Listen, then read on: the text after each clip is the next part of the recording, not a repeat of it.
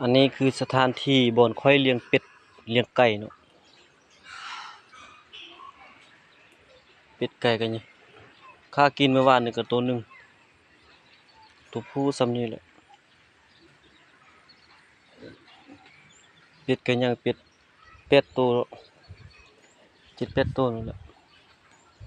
ตัวน้อยก็ยังอยู่เป็ดหัวหน้าเพิ่น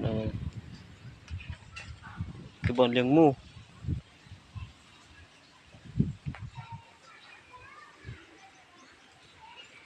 สถานที่มื้อนี้ฟ้าบดฝนคือสิตกนั่นน่ะ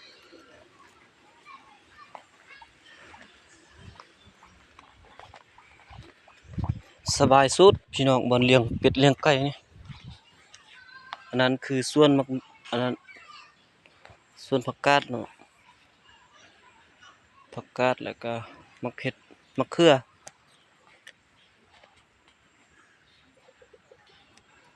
เครื่องหอมอยู่ในนี่ซั่นซะ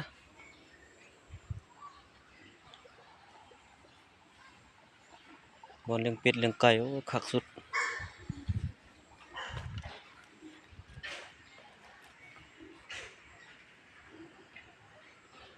นี่คือ